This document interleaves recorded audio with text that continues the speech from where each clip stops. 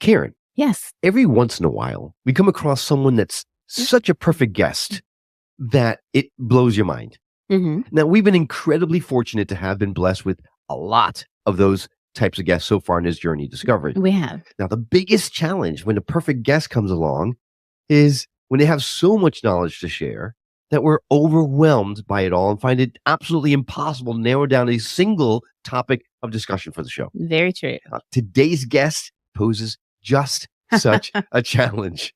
Now, the messages he brings with him come directly from spirit. And what we can tell you is that by the end of this episode, you're going to have been enlightened, entertained, inspired, and above all, motivated to dive even deeper into your spiritual journey. Welcome to the Skeptic Metaphysicians. My name is Will. And I'm Karen. And unlike Mulder and Scully, we both want to believe. so we've embarked on a journey of discovery. We've talked to people deeply entrenched in the spiritual and metaphysical world. We've thrown ourselves into weird and wonderful experiences. I even joined a coven of witches. And wait, you joined a coven? Yep, all in the interest of finding something Anything. that will prove that there's something beyond this physical, three-dimensional world we all live in. This is the Skeptic Metaphysicians.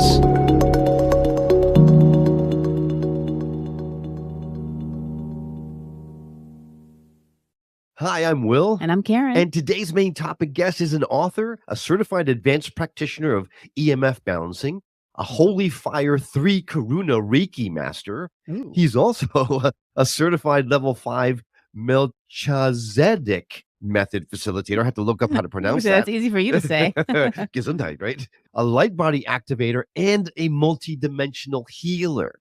I'm not sure what he's not, but he's everything else.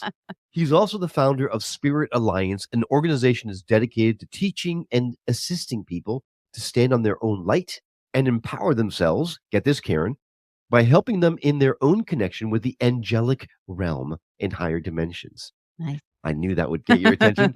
Now, that enables them to experience their own personal divine. It's my absolute pleasure to welcome into the show, Marty Rawson. Marty, thanks so much for coming on. Well, and thank you very much for having me.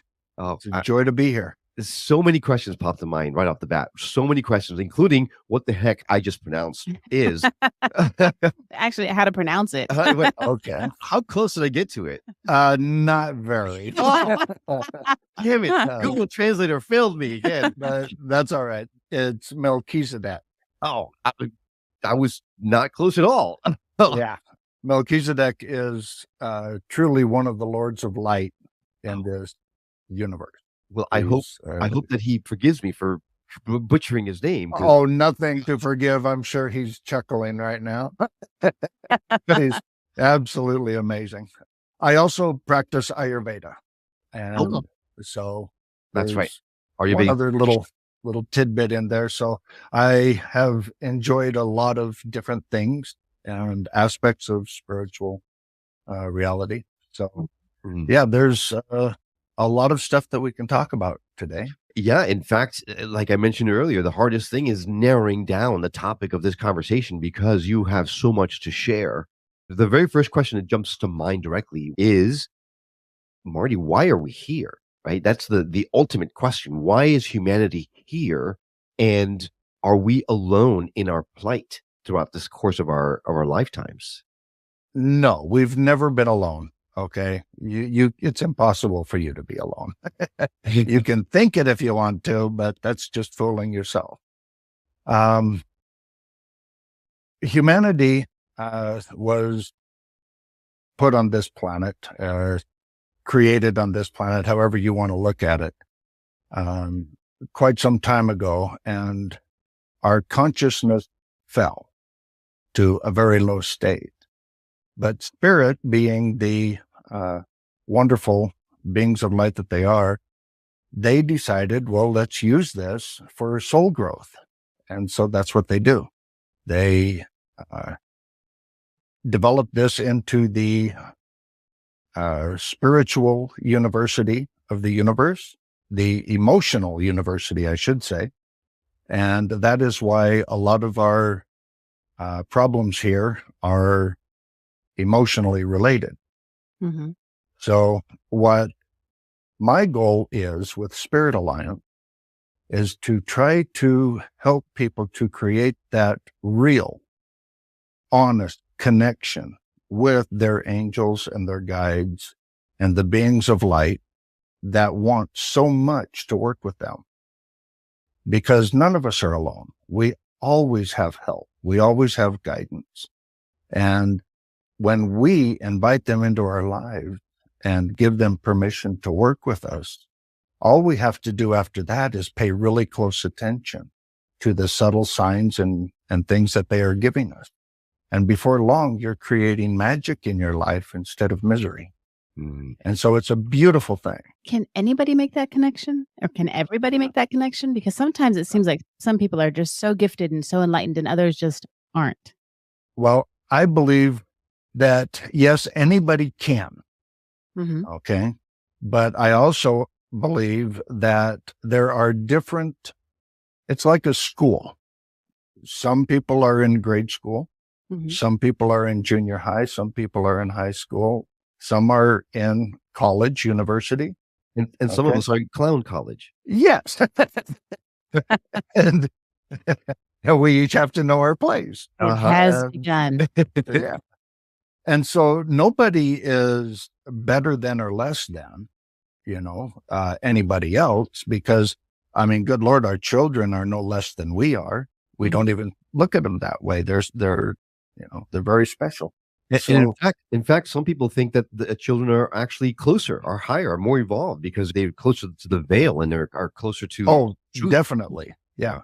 What I'm trying to get to is that there's levels of learning, levels of growth. And some people came here specifically to experience the physical, to have their beginning lessons in learning about physical reality and life in a physical world instead of the etheric higher dimensions. And so that's what they came here to do. And they're not really ready to be enlightened yet. Okay. That's a little bit in later grades. So, it doesn't mean that they are less than. It simply means that that's where they're at in their learning process. Okay. Their growth. So, some people have been here many times. We've even had masters that have ascended that come back and try to be of assistance. And so those beings are fully wide awake and are the ones that are the true inspirations for us. Okay. And others, so it's literally like steps. And there's a whole wide range of humanity that covers the entire gamut. And that's the way it should be. Okay. So those that have connection with spirit need to help others understand that you can do this. If you really want to do it, all you have to do is invite them into your life and then pay very, very close attention and follow the urgings, the nudges, the thoughts that come into your head. Pay attention to your dreams, do all of this stuff, pay very close attention. And before long, you will have more and more synchronicities pop up in your life. And pretty soon you're going to be laughing and joking with them and realize that, wow, you guys have really helped me to, make my life a better place to be. You mentioned something while you were explaining this about how some of the, spirits want to come and experience the physical. And so I'm thinking about this as you're speaking. I'm like, well, if our goal is to kind of get out of this physical realm and become one with, the universe, source, spirit, whatever you want to call it, why would it be important to experience the physical if that's not ultimately part of the beyond, for lack of better words? To my understanding, it is that your soul growth is wherever it is at, however far you have gone before this. And in the higher realm, everything is comparatively perfect. And there is no opposition. There is no downside to really anything. And you must admit, you don't learn a whole lot when everything is perfect and warm and fuzzy. You actually learn through strife, through struggle, through enduring the hardships and all of this. That's how we actually learn life lessons.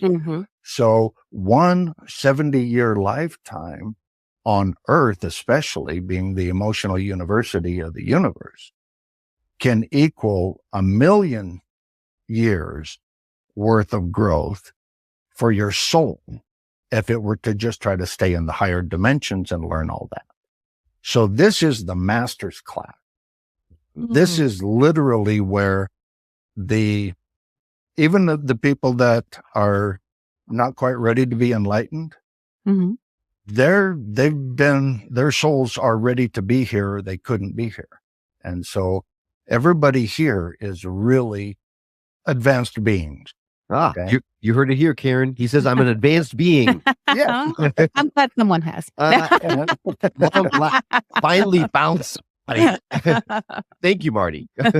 You're welcome.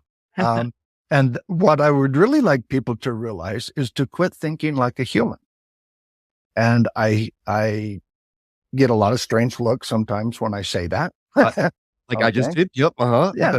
But let's look at this from Spirit's point of view. We are actually beings of light. We existed before we came in. We wrote our contract for our highest soul growth, and we came into this embodiment, and we left our spiritual family at home. They're the ones watching over us. They remember everything all the time. They know us better than we know ourselves, and yet we have forgotten them. So they want nothing more. It's like a family reunion, like somebody's coming out of a coma and, they remember you, and it's beautiful. Okay. So they really want to work with us, but we have to do our part in order to create that connection. And that is trusting them that they are there and that they will help you, and paying very close attention so you can get the signs and the signals. We're going to go into all the signs and signals in a second, but a question just throws itself into my face and I have to just spit it out. Otherwise it's going to drive me crazy. You're talking about we leave our soul family behind. Here's the question that I'm needing to ask more and more people. Everyone's saying that we are really all just one. Split 1,000 million, trillion, gazillion souls or whatever fragments. If we're all one, how are we leaving family behind? Is it not just us? We're leaving ourselves behind? Well, yeah, you can look at it that way. It's not really that we leave them behind. It is that we forget that we are spirit. Right. Okay. So in our own amnesia, we leave them behind. They're right here with us. I got you. But we don't see them. Most of the time, we don't see them. We don't listen to them. We don't notice them. And so they are standing around just going, hey, when's he going to notice us? And it sure would be nice to help out with this situation, Sounds like me and every party we throw, Karen. When are you going to notice me? All right. So then how do you know when they're talking to you? Now, you hear about like the angel numbers, the 111s and the 444s and all that kind of stuff. But how can you know for sure? Because there was a point in time when I was seeing those numbers everywhere. And then something happened and it went dry. So did I piss somebody off, or did I just predict, or what happened? They really don't get mad. Oh, well, that's good. Ooh. Shoot. If they got mad, they have been stern with me when I needed it. Okay. But the love was still so thick that fear could not exist. Okay. So they are truly unconditional beings of love and light. And so, what I say is that, first off, whatever you get into, if you get into the numbers, they will work with you by numbers. If you look at dreams or you receive a lot of information through your dreams, they will work with you that way. If you are into animal totems, they will bring animal totems to you so that you can see what those messages are. Okay. Whatever it is, because they communicate with each individual in exactly the perfect way for that individual. So everybody's unique and different. And so that's what they will do.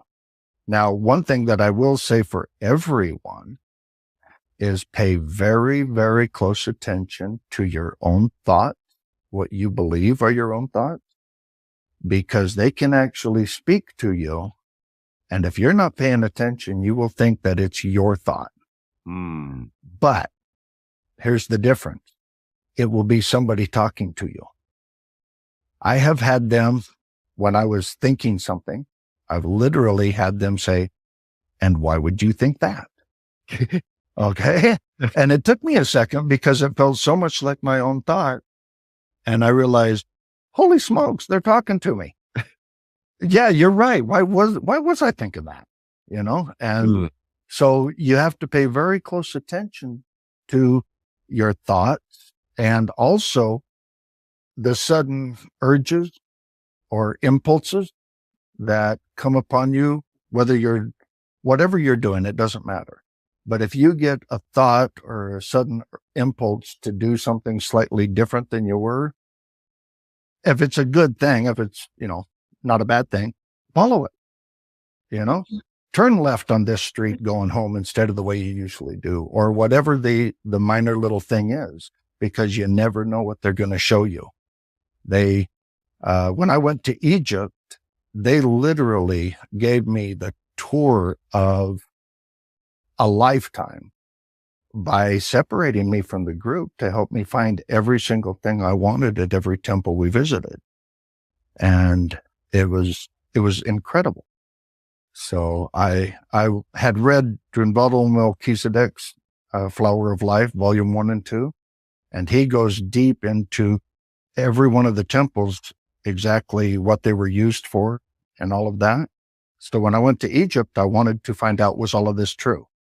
Was everything that he said true? It was really important to me. And so when we went to those temples, I felt everybody else was walking away from me, but apparently I was walking away from them, and I was just letting spirit guide me. And at every single temple, I found exactly what he had put in those books and what was there. And you could look at it and go, wow, he was right. This is how this is laid out. This is what it was for. So, I mean, there's all sorts of different things that can help you with. Yeah. It sounds like you have to do one or two things, either be hyper vigilant or super relaxed and open. And both sound just exhausting to me. Because if I'm constantly having to be vigilant about what I'm thinking, I don't know if I could do that. I don't really believe you have to be hyper vigilant. Okay. Although I got to admit, when I started out, I was. There you go. There you go. I mean, but eventually you learn to relax and just notice. Just notice what you're thinking and what you're feeling, and follow those impulses and that sort of thing. And pay attention to your dreams. People don't really pay close enough attention to their dreams. So if you have a very vivid dream and you have emotions attached to whatever is going on in that dream, look at the symbolism of what those things mean in your dream and pay attention to the emotions that you had with it. And that will give you huge information about what they're trying to tell you.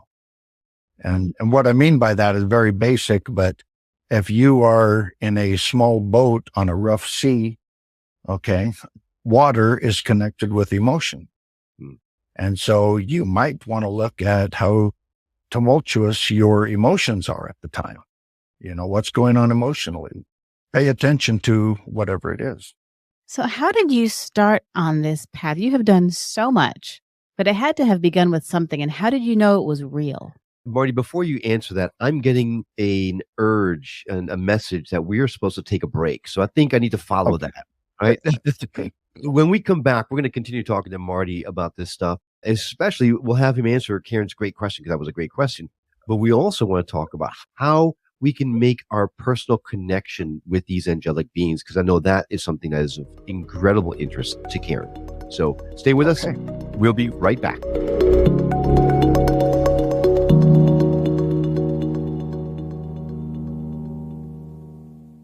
Welcome back to the Skeptic Metaphysicians. We are speaking to Marty Rawson, who is an everything type of spiritual teacher. He knows everything there is to know about spirituality. We're super blessed to have him.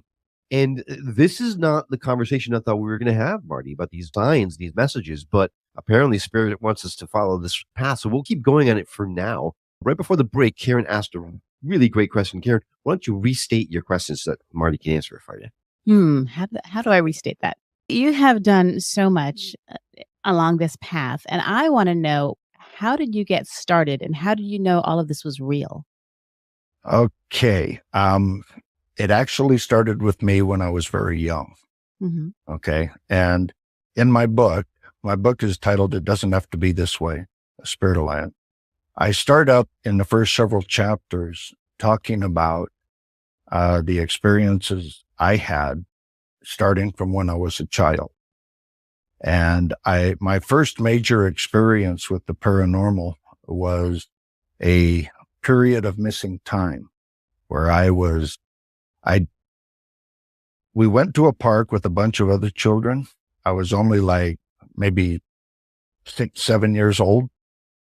And I was standing by a tree, and literally the very next thing I knew, I was at the other end of the park walking backwards, and the park was empty. Whoa. Now, that's typically Wow. tied in with UFOs and ET and abductions and things like that. Is that what happened to you? I felt at the time that was what happened. Even at my young age, I didn't know what to call them. Mm-hmm.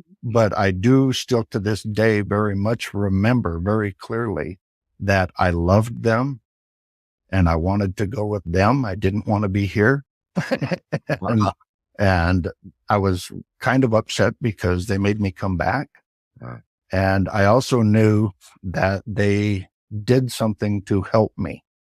And I don't know in what way. To this day, I don't know exactly what they did to help me. But I knew that, and I was sad that I had to come back. And as I'm walking through, I heard a lady screaming my name. And as she came and found me, she asked me, where did I go? And I don't know.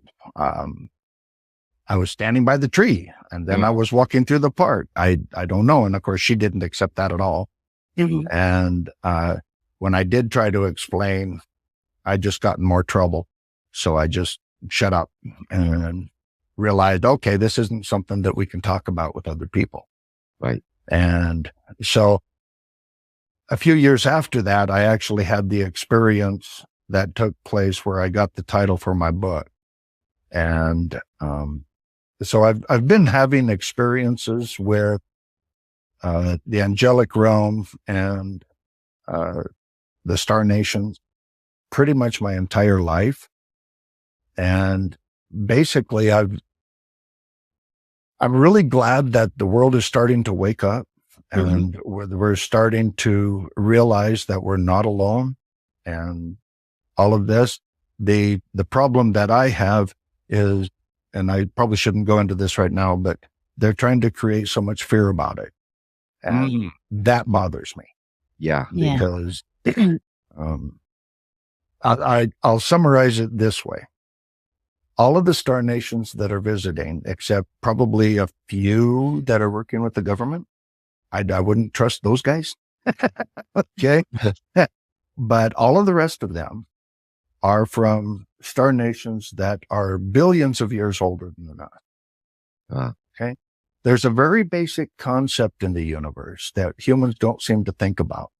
And that is, when you live a life in love and light, and you try to co-create with the divine out of love, your life is beautiful. Your life is full of love, and you get back what you have to experience, what you create.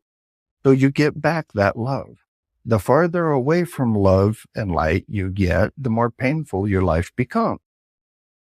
Okay? So humans on this planet, as far as I'm concerned, are not very smart. We keep hitting our thumb with the hammer, wondering why it hurts. Mm-hmm. And we just don't ever seem to learn that we're the ones doing it. Well, these other star nations figured it out a long, long time ago. So they are not here to take us over or I mean, really, the fear that humans have is that they might be like us. Yeah. Yeah. And, they grew up a long time ago. And so they are our older brothers and sisters, our older cousins, whatever you want to call them. And they are here to see have we grown up enough to become members of their family? Yeah. Or are we still going to go backwards and hurt ourselves to the point of no return again? Right.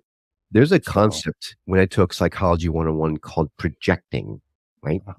And I feel when people talk about the fear-based type of relationship with star nations, like you call them, it almost seems like it's what they would do. So that's what they expect the others to do to them. So they come Exactly. from a sense of projection, which is unfortunate because they just, there's a video just went viral with UFOs over a military base. Everyone's incredibly interested in this stuff, but the first instinct for the military is to say they're a danger to us and we need to shoot them down and figure out why they're here, as opposed to, hey, let's have a chat and see what we can learn from them. And that's but what's keeping us behind, I think, unfortunately. Yeah. And our very mentality, if they were to land, would be to send the military to go talk to them.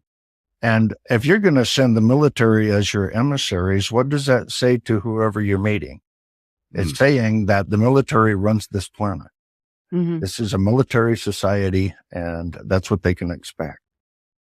I think that when the star nations, because they know us, I think that when they actually start making first contact, it's not going to be around, it's not going to be on the White House lawn. It's not going to be around the military so much. It's probably going to be in some other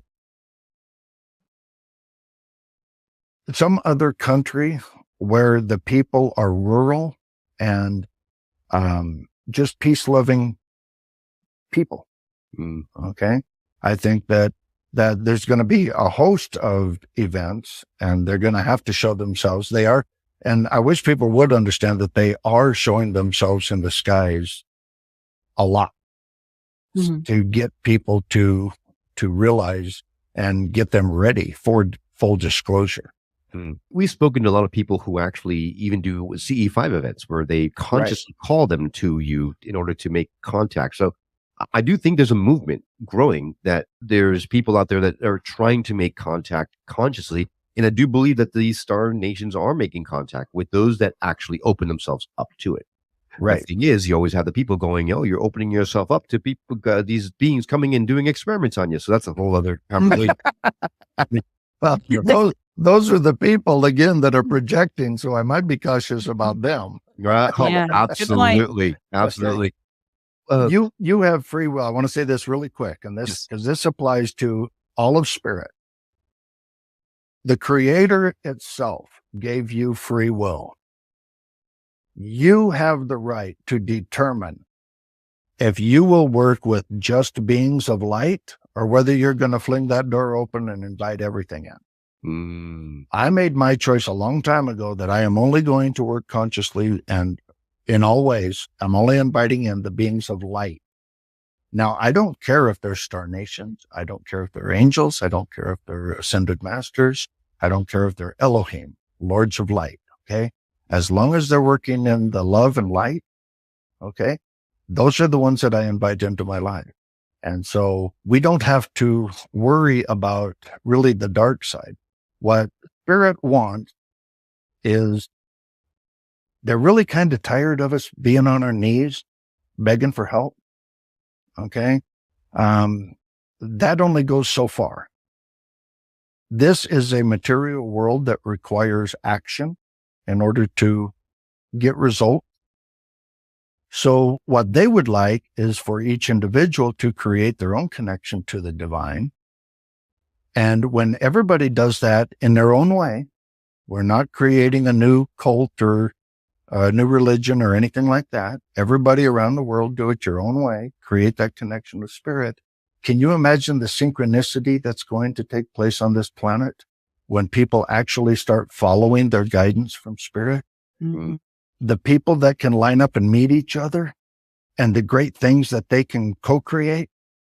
the way, this is how we will change our world, with the guidance of spirit, working with them in our lives on a daily basis. Mhm. And it's the only way that I know that it can happen peacefully, which is, of course, what we want. You just mentioned so many things that are so perfectly aligned with Karen and I and this show, because we talk a lot about the fact that growth happens at the edge of your comfort zone. We talk about only inviting light. Karen and I don't accept any dark. Our topics are all meant to help enlighten and raise the vibrations of the planet rather than bring it down. I mean, everything that you talked about, even including the last bit where there's so many paths, but one truth. And the importance is to accept that you are on your own personal path.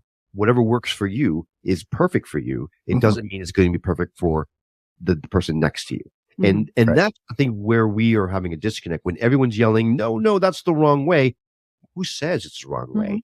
So rather than shut down, we want to promote the fact that, hey, this is a personal experience. We're all here to experience our own divinity in our own way.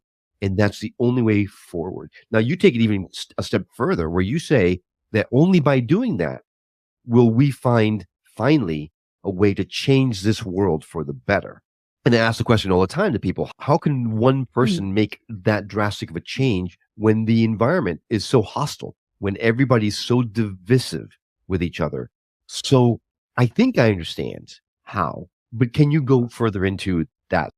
How do we change the world when I'm just one person? Yes. Yes. That you said that so much better than me. Well, from my point of view, and this is what happened with me, I don't even live in the same world I used to. Okay. It's not in any way the way it was. When you heal your life, that is the first step, because we've all done some damage to ourselves. The first step is inviting spirit into your life, paying attention, and then heal your life and work on yourself. Work on raising your own love and light. Think about the things that you are grateful for and let that be the stepping stone to feeling love. And do this within yourself. When you do that, your family's going to notice a difference in you. And they're going to go, hey, what's going on? I noticed that there's a lot of good things going on. Okay. And you can help your family to be in a lighter environment. Most importantly, I believe that we must start helping our children and teaching our children and our grandchildren how to deal with emotions in a healthier way. Because right now we have generation after generation going into emotional crises when they're in their 30s because they were never taught how to deal with their emotions in a healthy way. And that is incredibly important on this planet. Okay. So we start with ourselves, then we start with our family, we start with our relations. Okay. Then we start reaching out into our communities and we start doing things from our own self and work outwards. And if we have more and more people that just do that alone, you will see tremendous changes coming to the consciousness of this planet, because there is the 100th monkey effect. Okay. And so I'd like to get billions doing it, but that's kind of maybe a lofty goal, but if you don't shoot for it, you'll never get there. So, so does that kind of answer your question? It does. But then what do you say to people that say it's too late? It's too late for us to reach a tipping point to make a change before this world expires. Well, I say they don't understand spirit very well. Okay. It's never too late as long as you're breathing air. Okay. Don't ever give up. Don't ever stop. That is rule number one. You just never quit. Okay. And there might be a lot of people that go home before this all wraps up. I mean, this is not going to happen in the blink of an eye. Okay. But we need to start actually doing the work and having conversations about how can we change our systems? How can we change our court system? How can we change our education system? How can we change our monetary system? How can we do these things? Because a truly mature spiritual civilization is one that works for the highest good of all concerned. And I don't believe that you can find a single country on this planet where their departments and their government organizations, however they are structured, where they actually work for the highest good of all the people. They actually work for the very few. And we need to grow up and start taking care of each other, because if we actually paid attention to what's in the highest good of all concerned, there would be no need for war. There would need, I mean, we have enough. We can feed everybody on this planet right now. Mm-hmm. We just have to actually decide that we want to do that. Right. And we need to start doing the things that we say we want.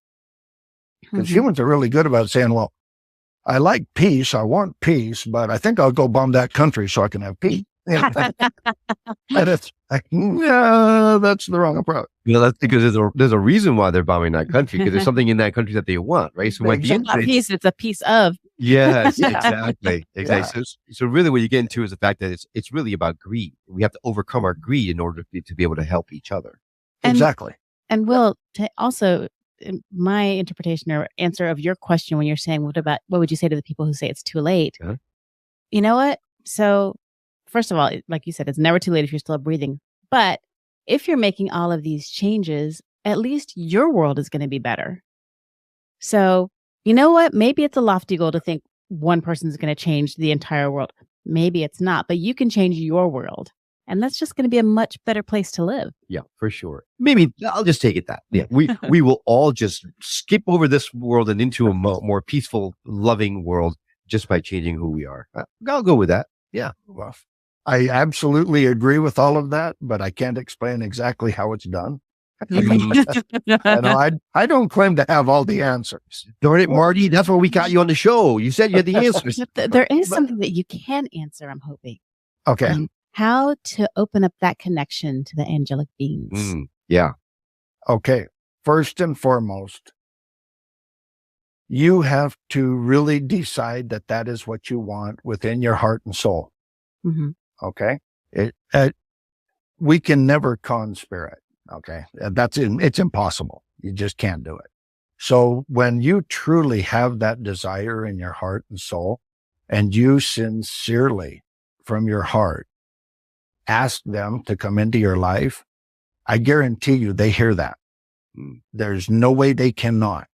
They are always with you. Your higher self is always with you. It is impossible for it to not hear you. Okay. And so we are individualized awarenesses floating about in a sea of living conscious energy with trillions of other individualized awarenesses of all sizes, shapes, and forms. Okay. So the whole thing is consciousness. You cannot have a thought and not have the universe hear it.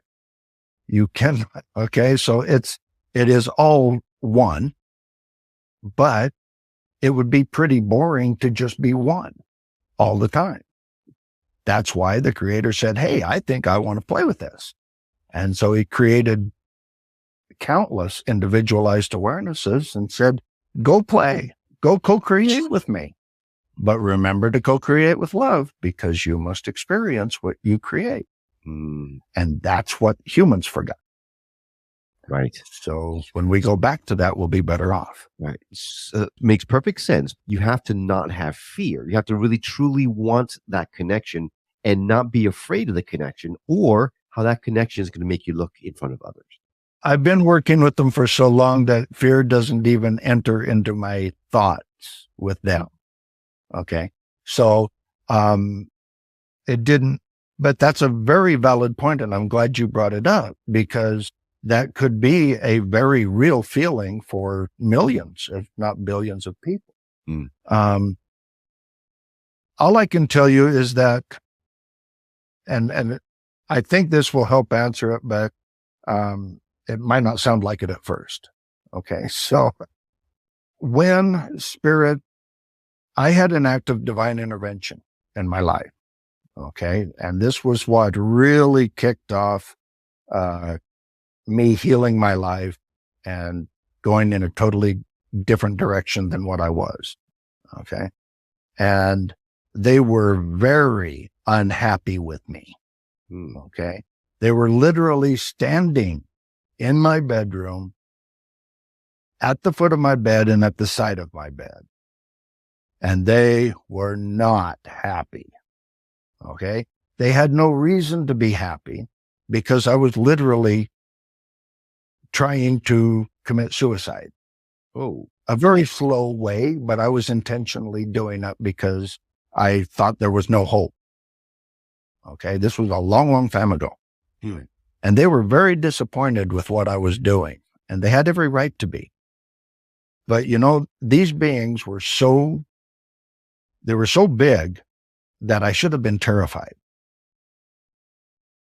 But the love was so thick, fear could not exist in their presence. It was impossible for me to fear them. And then my very being started to remember them. And it became obvious, oh my God, you guys are my angels. I know you. And this is what home feels like. We don't ever get to feel this love here. Okay. And I've experienced that. So that's what I feel every time I think of them. I know that that's the place they come from. And if just telling that story can help people to understand that when we say they are beings of love and light, that is literally the environment that they live in. That is the makeup of all that is. So when you go home, literally fear cannot exist there. Fear is a human perception of lack, that you lack something, you lack control, you lack whatever. Okay. You maybe lack finances, you're out of food, whatever. Okay. But it's always based in some perception of lack. And honestly, being one with all that is, it's impossible for you to lack anything because you're part of the creator, you're part of the one. Right. Okay. So these other beings are part of the creator and part of the one as well. And they are here to embrace you, to cradle you in their arms, to inspire you, to make you laugh. I don't have fear. It's not fear, it's doubt. Doubt. Which is very it's not afraid of anything. Is this real? Well, can I make a minor disagreement there? Yeah, absolutely. Doubt is the most insidious form of fear that there is. Touchdown. Why? Because it is so subtle. It is so subtle that you don't recognize it as a fear. But it is.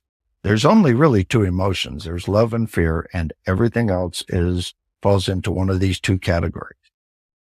And doubt is the most insidious form of fear because it's a way that fear works into your trying to work with your logical brain and go, well, I'm not sure about that.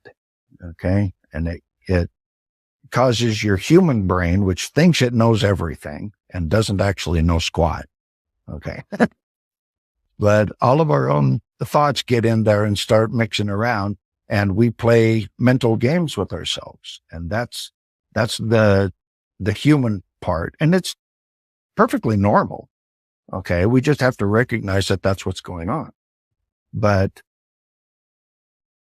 when you start having your own experiences with the divine, nobody can ever take that away from you. And that's what my goal is to help people have that. So, have you ever heard the term, the phrase, fake it till you make it? Oh yeah. It's been my motto my entire life. Okay. Well, still doing it right now. I didn't like that when I first heard it. I thought that, well, now that's ridiculous. But sometimes you have to go on faith. Okay. And faith was another thing I had a hard time with. Okay. Because what do you mean? I just got to believe something? Well, have you ever used your imagination? Okay. And I ask this for a reason, and that is because being the eternal being of light that you are, wandering around in a universe of consciousness, it is your imagination that is the very beginning of you controlling energy and you interacting with this universal consciousness. You have to start using your imagination. That is the very beginning of opening your third eye. That is the very beginning of having these visual experiences, is you have to practice using that imagination until one day your third eye opens up and you go, wow, that wasn't my imagination. That was cool. Okay. I saw that. And they talked to me. Okay. And you will have these experiences, but you have to trust and take those steps and be doggedly persistent until it happens. And I think that everybody actually has a lot of interactions with spirit. They just don't recognize them as such. Yeah. Now, we are woefully out of time, and I would be, I know it's time has flown by, but I would be remiss if I didn't talk to you about your book. Right? Yeah, it doesn't have to be this way. A Spirit Alliance. Okay. And that is on Amazon. And it is worldwide. So no matter where you're at, you can order that through Amazon. And we've touched on it a little bit about the topic. You mentioned that you start with your early experiences. You do have a chapter on star nations and things like that. But who's the perfect person for that book? Who's going to resonate the strongest with that book? Anybody that is on the spiritual path that wants to learn how to work with spirit and how to work with energy. Okay. I put a lot of techniques and things like that in there so that people can actually start working with energy and start working with spirit and start understanding how multidimensionality works and what are the universal laws of the universe and all of these different things, so that you can actually, by the time you're done, my goal was to help you have a vision of the unity consciousness of the universe, and also see maybe some suggestions as to what we can do to heal our society and heal ourselves and take this in the direction that we want to go. So if anybody is interested in any of that, then I believe this book will be for you. That sounds amazing. I know I'm going to go run out and get it absolutely as soon as we finish this interview. Marty, we touched on so many different things. I feel like we need to get you back, but we touched on 5 or 6 different things. Each one of them could have been its entire episode. So I think we have to have you come back and talk about specific. I would be absolutely honored to do that. All right. We're going to add links to ways for you to contact you on our show notes. We'll also add a direct link to your book on our show notes. So all you need to do is go to skepticmetaphysician.com, go to his episode page, and you will see those links directly laid in there. It'll be super easy for you to get that book and to connect with Marty. So Marty, thank you so much for your time, your expertise, for your inspiration. Thank you for waking up early and coming and chatting with us today. It was my pleasure. Thank you for having me. And a huge thank you to you. Yes, you, the person that hit play on this episode. We know that there are tons of options out there, and having you decide to come along on our journey of discovery with us is an absolute honor for us. We hope you've enjoyed this conversation as much as we have. If you did and you feel called to give back, we invite you to visit our website at skepticmetaphysician.com, where you can donate to the show or subscribe as a member through our Buy Me a Coffee campaign. Your support will go a long way towards allowing Karen and I to bring you these wonderful conversations and teachings in more and more robust ways. Of course, if contributing to the show content is what you're looking for instead, well, we'd love for you to contribute by sending us a voicemail or an email from our website, or leave us a review on Apple Podcasts or any other podcasting platform that supports them. Karen and I love hearing from those that are moved to message us. It truly does fuel our passion. You are the reason we do this show, and knowing what you like and don't like help us craft the very best show we can so that we can help raise the vibration of the planet together. Now, if you know someone who would benefit from hearing the message we're sharing on the show, do them and us a favor and share the show with them. It will help get the word out about us, and it might just change someone's life for the better. Well, that's all for now. We will see you on the next episode of The Skeptic Metaphysician. Until then, take care.